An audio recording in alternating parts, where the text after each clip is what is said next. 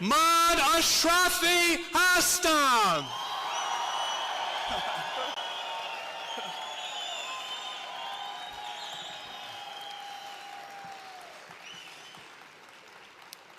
They may have closed the doors of Ashraf, but they will never close the dream of Ashraf. Ashraf will always live.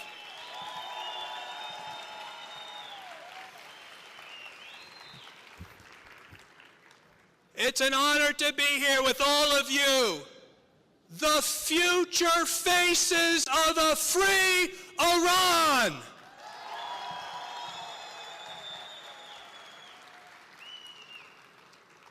As you can imagine, growing up in my family, I have become a student of history. This is a historic time. This week, you are remembering the 35th anniversary of the revolution in Iran. And as Madam Rajavi has said, that revolution was hijacked. That revolution stood for freedom. That revolution stood for democracy. That revolution stood for human rights. And now, 35 years later, we have the best opportunity in a generation to finally make good on the promises of that revolution, to finally bring democracy, human rights, and freedom to the people of Iran.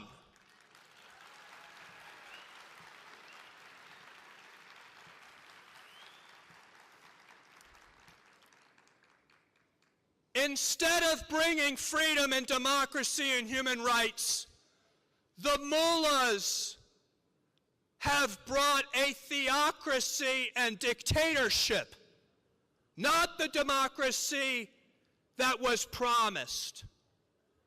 Instead of human rights, the mullahs have brought oppression and repression and imprisonment and torture and terrorism instead of the human rights that were promised.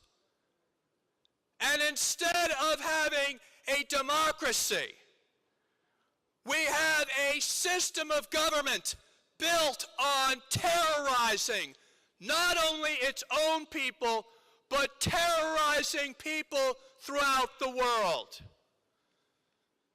Now, the mullahs say that they want to be part of the international community.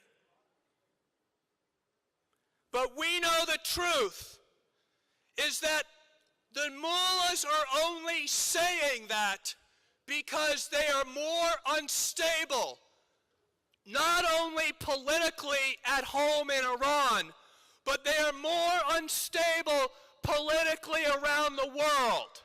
And that is why this is the opportunity to finally break with the past and move towards the future of a free and democratic Iran.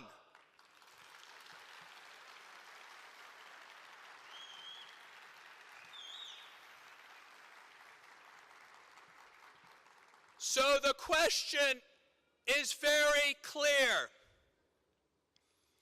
Whose side are you on? Are you on the side of a repressive regime that executes more of its people per capita than any other country in the world? Or are you on the side of a government that will be of the people and by the people and for the people. This is not a confusing choice. It is the choice between the past and the future. But let me say something very clear. You cannot have it both ways. You cannot be for a peaceful use of nuclear power and be for the largest state sponsor of terrorism in the world.